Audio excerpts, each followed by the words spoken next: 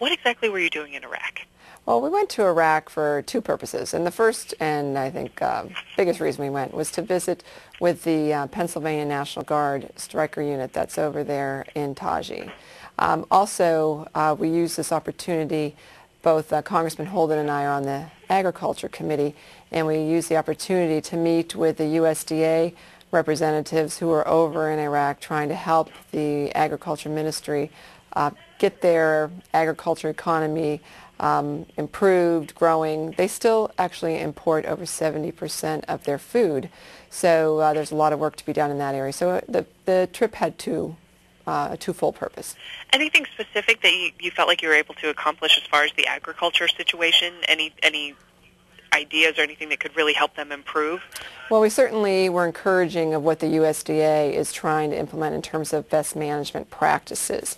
You know, one of the differences I think that we saw was here in the United States, we use sort of a grassroots, bottom-up model where we actually ask our producers, whether they be our dairy farmers, cattlemen, those who grow grain or whatever produce, to give us ideas for how we as a government can help them, be better producers.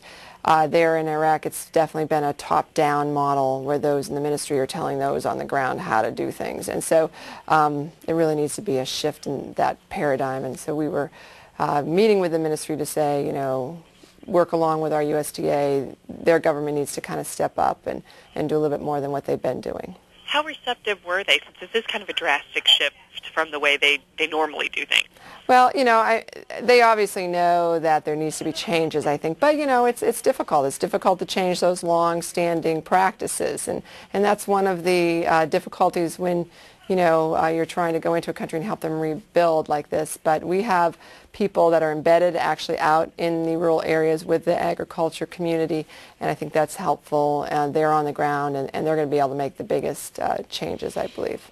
Any general impressions, from your trip there, especially while you were visiting with the troops from our area? How are they doing? What's the general feel? I think the troops are doing well. They seem to have what they need in terms of equipment and supplies and all of those things. And it's obviously very difficult to be away from your home and your family, your spouse, your children. A lot of them mentioned to me that they really like the fact that they can use Skype, the ability to talk online with their family. Although it's sometimes hard to get online, it's sometimes hard to actually find that opportunity when you can work out your schedule and your spouse's schedule at the same time. And one soldier actually suggested that if the Department of Defense would have their own Skype-type abilities for the troops, that would be a great asset. And it's something that I would like to see us look at in Congress here to see if there's some way that we could help support that, especially with these long deployments, numerous deployments. It really, I think, helps our soldiers, when they have young kids who are growing up quickly, spouses. You can tell something about the person you love much better when you can actually see their face than if you're just talking on the phone. What kind of impression did you get as far as how they feel about their mission, how they feel about being there in the first place? Well, I think, they obviously are there because they believe in, giving service to their country, and they have a mission to do, and that's what they pledged to do. The National Guard unit is actually out in Taji, which is much more of a rural area, and they are really what I would consider almost on the front line at this point in the whole situation over there. The generals were telling us that a lot of the insurgents have been now pushed out of Baghdad, and they go out into these rural areas and they try to regroup out there and reorganize.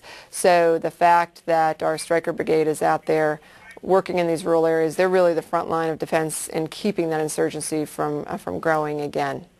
And they take it very seriously, and I think they've had great success. We had great praise regarding the Pennsylvania National Guard unit from the generals and other people that we met throughout the day. Good.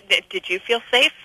I did. I mean, our soldiers were protecting us the whole way. I actually did not feel frightened at all. We actually drove right down through Baghdad as we went to the Ministry of Agriculture, and it seemed like a normal big city in a third world country, as you would see shops open, restaurants open, people all through the streets, traffic jams. It was kind of surprising to me, actually, about how normal Baghdad seemed. What was the feel from the Iraqis? I'm not sure if they could identify you as an American very easily. Was it a friendly feeling, or?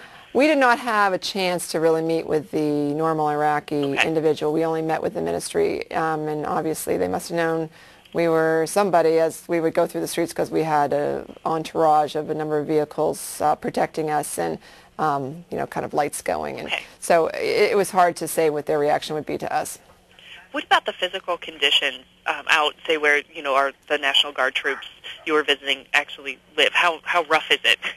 They have these small trailers, and they all bunk in those, and they are completely surrounded by the very tall concrete walls and each actual individual trailer was surrounded by these walls, so the protection is large. There were still rockets being, sent into what we call the green zone. They call it the international zone. There was a rocket strike shortly before we arrived that morning, and then we left that area to go. That was Camp Liberty, and we went over to Camp Victory, and when we were at Camp Victory, they said there was another rocket strike into the international zone. So certainly there still is a great need to protect our soldiers when they're sleeping, when they're in their bases. So the protection level is still very high there.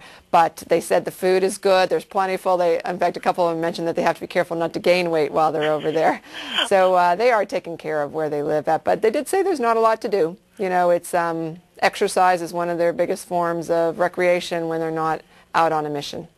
Real quickly before I lose you, anything that you realized was a big misconception that you had before arriving there? I don't know there was a misconception, but it was just reassuring to see, that our troops are taken care of. It was reassuring to see that life seems to be returning to some sort of normalcy over there, and that we are withdrawing, and the Iraqi forces are stepping up the way that we had hoped they would as we do our withdrawal. Fantastic. Since I haven't lost you yet, anything else you'd like to say? Just that it was a great honor and a privilege to be able to go over there. It was something I had asked my staff to try to make happen if possible since the first days in office here. I said I really would like to go over and see the troops either in Iraq or Afghanistan, and so I'm just grateful to have had that opportunity. That's fantastic. You're looking forward to some sleep? Yeah, I think I'll sleep pretty good tonight. Great. Well, thank you so much for your time. I really appreciate it. Sounds like an amazing trip. Thank you. It was great talking with you. Take